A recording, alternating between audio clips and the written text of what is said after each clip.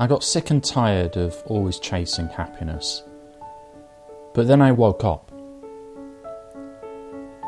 I guess I was like most people, that you start out in life fairly carefree, if you're fortunate, with an okay childhood. And then reality seems to kick in.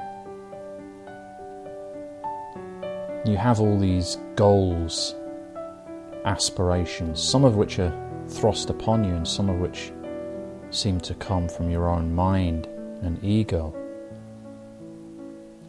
And before you know it, you're on this treadmill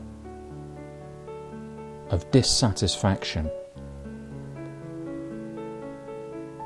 where the present moment and the current reality are never quite good enough, where happiness is something that you constantly chase. It's something far, far off in the distance that if you could only meet the various criteria you've set and you could only achieve all the things you've set yourself to achieve, then and only then will you be able to attain and feel happiness. What I've come to realise is nothing you think, feel, attain or become can ever give you lasting happiness. I tried it all. I tried self-medication, drink, drugs, rock and roll, distractions, relationships, even the pursuit of spirituality itself. I threw myself into business and on the outside became very successful, amassing a large amount of monetary wealth. But on the inside, I was deeply unhappy. Having achieved what many people believe is supposed to open the pathway to a happy and fulfilled life, instead I was at the top of the mountain wondering what all the fuss was about. I felt no different than before. So foolishly, I threw myself into different pursuits. I started cycling and becoming a competitive amateur cyclist. Maybe that would give me the feeling of happiness that I yearned for. I started out as a newbie, and within a few years I was competing at the World Championships for amateurs. I won lots of medals, trophies and titles. But aside from a few minutes, the happiness was fleeting. I would often train 6 days a week, cycling sometimes 200 miles every single week, all throughout the year, including in the winter months. All of it focused on some future outcome and some future result I was hoping to get. If this, then that.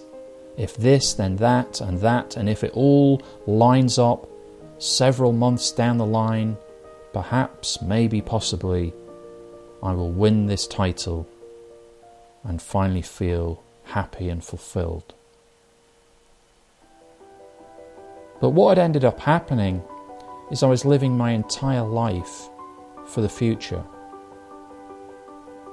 Everything that I was doing in my existence was focused on some future event off in the distance. Then, at my second World Championship event, after the race, I stepped off the bike and felt different. I knew it was time. I knew I would never race again. That this identity that I'd built up of being a cyclist, with all the dietary requirements, the daily regimen, the coaches, the the reading materials, the equipment, the training, everything that I obsessed over for years, every minute of the waking day just fell away instantly. And that entire identity that I'd built up disappeared in a heartbeat. Literally in the time it took me to step off the bike, I was no longer that cyclist. I was no longer that identity. This started a snowball of events where I considered, well, if I'm no longer that, then what am I? And if that identity fell away so quickly, how real are the other so-called identities that I have? The identity of being a father or a son or a brother or an entrepreneur or a person or a named individual. This story we carry around with us, that we are the centre, we are the hero of our own story, and we want the next chapter to go our way. How real are those identities? And one by one, like leaves from a tree, they began to fall. Gradually at first, then quicker and quicker as the realization hit me, none of this is truly who I am or what I am. And this led to a deepening understanding and an awakening, a spiritual awakening within the so-called me, where the question was no longer what is my identity, and not even who am I, but rather what am I? I'd pursued so many different avenues to try and find this lasting happiness and peace, mistaking these temporary experiences and relationships and fleeting glimpses as something that could be established permanently if only I could get the right mix or do it often enough. But I was looking for happiness in the wrong places. Happiness isn't in a place at all. Happiness is not an experience, because experiences come and go. It's not a thought, because thoughts come and go. Anything that's transient and doesn't last cannot be it. So I turned a full 180 and realised happiness is not something you attain. It's not something off in the distance.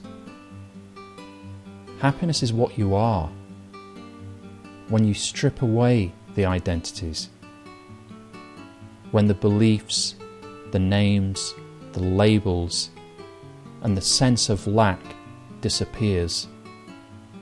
All that remains is happiness. Now, this is not a delirious happiness of dancing around for joy, constantly singing music and skipping through the fields. It's more a lack of unease. It's a sense of peace and well-being that never leaves. In a weird way, I'd been as if I were a speedboat zooming around a lake, looking for the peace, looking for that happiness. And of course I was never finding it, because I was never still for long enough to recognise that the lake is what I was. The lake is what I am. The happiness is me and is you. But because I was so busy chasing objects, chasing achievements, status, wealth, trying to fulfill all these desires and trying to eradicate all these fears by the accumulation of stuff and experiences and locations and relationships, I didn't realise at the time that that very action was stirring up the lake, muddying the waters, so I couldn't sense and see the deep peace that had been lying underneath the whole time.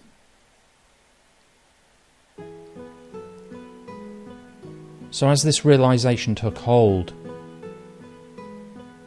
that this peace is truly the true nature of what I is, the sense of I actually is, all identities ceased to make sense. They held no power over me, and all goals, desires, and fears fell away along with them. The human aspect still remained and was confusing and disorientating for a time.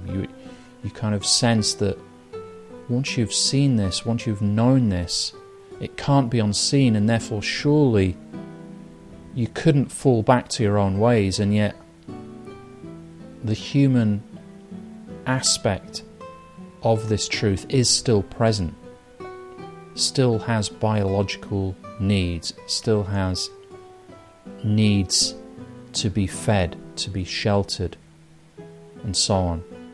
And you still need to move and operate in this world, even if you've fully seen and understand and understood that you are not in the world, but you are the world.